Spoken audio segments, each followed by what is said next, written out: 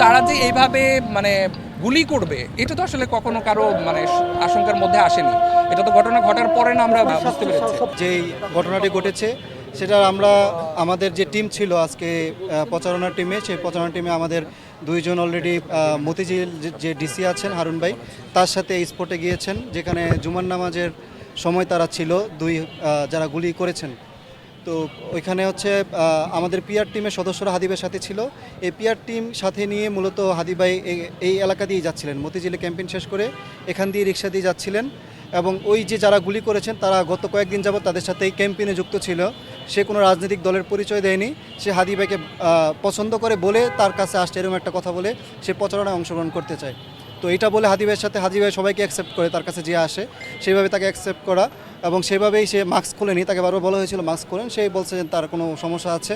আমরা সেটার সিরিয়াসলি হাদি ভাইও নেয়নি। তো যার কারণে হচ্ছে গিয়ে সে মাস্ক পরাই ছিল। যখন হচ্ছে গিয়ে এখানে জুমার নামাজ পড়ে এদিক দিয়ে যাচ্ছিল তারা, তখনই হচ্ছে তারা মুখামুখি অবস্থায় ছিল। ওর এই হাদি ভাই রিক্সা দিয়ে যাচ্ছিলেন, তার পিছিয়ে আরও 2টা রিক্সা ছিল আমাদের টিমের। হাদি ভাইয়ের সাথে হাদি ভাইয়ের ভাই ছিলেন। তো ওই সময় হচ্ছে তারা পাশ থেকে গুলি করে, তার গুলিটা সম্ভবত কানের এই পাশ দিয়ে লেগে মাথায় ঢুকে যায়।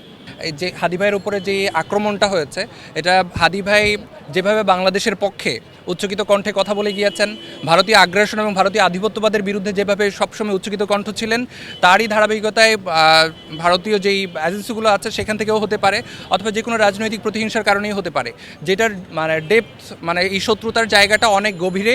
তো সেই জায়গা থেকে যারা এরকম টার্গেটেড শ্যুট করেছে, এবং আপনারা খেয়াল করলে দেখবেন শ্যুটটা এমনভাবে করেছে একেবারে কানের নিচ বরাবর হয়ে ঘাট দিয়ে গুলিটা বিদ্ধ হয়েছে। তো সেইখানে নিশ্চিতভাবে তার মৃত্যু নিশ্চিত করার জন্য এই আক্রমণটা চালানো হয়েছিল।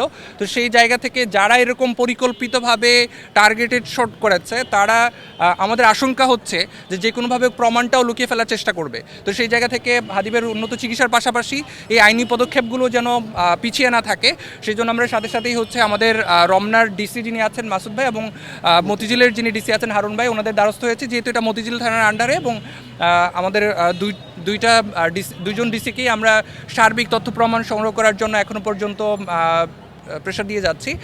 তারা সকাল থেকে ওসমান হাদি ভাইয়ের কাছে ছিলেন। ওসমান হাদি ভাই আজকে উন্মুক্তভাবে ঘোষণা দিয়েছিলেন যে আজকে 11টায় উনি এই অঞ্চলে নির্বাচনী প্রচারণায় অংশগ্রহণ করবেন। কেউ এখানে প্রচারণায় আসতে চায় কি না, কেউ নির্বাচনী প্রচারণায় অংশগ্রহণ করতে চাইলে সেজন্য আসতে পারে। তো যার কারণে আজকে এই জায়গাটা পাবলিক ছিল যে ওসমান হাদি ভাই আজকে এই জায়গাটাই মুভ করবেন। তো তারা সকাল থেকে এসেছেন।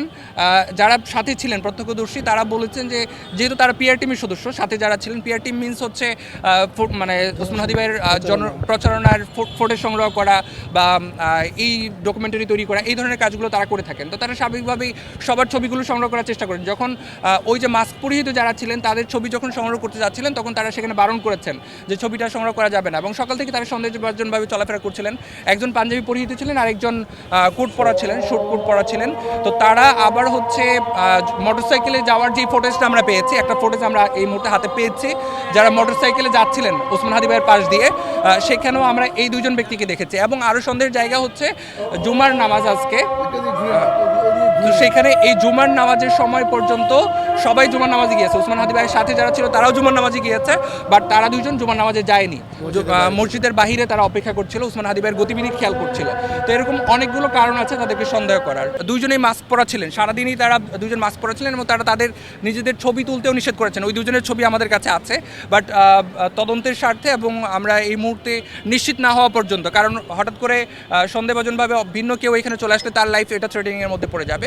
তো সামগ্রিক আমরা প্রশাসনকে বলে যাচ্ছি যে সরাসরি গুলিটা যেই জায়গায় বিদ্ধ হয়েছে, এই যে আমরা যে অন স্পটে আছি, এই জায়গায় সিসিটিভি ফুটেজ সংগ্রহ করে যদি নিশ্চিত হওয়া যায় যে সকাল থেকে যারা এরকম সন্দেহভাজন বিভিন্ন ধরনের বিহেভিয়ার তারা শো করছিলেন, যদি তারা হয় তাহলে তাদেরকে খুব দ্রুত সময়ের মধ্যে গ্রেপ্তার করে এবং আইনের আওতায় যেন নিয়ে আসে, সেই জন্য আমরা প্রশাসনের কাছে সহযোগিতা চাচ্ছি।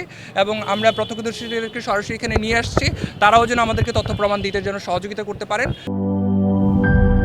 জীবনের সাথে চলে high five all time healthy life. নিশ্চিন্তে খান, স্বাস্থ্যকর অল টাইম পান।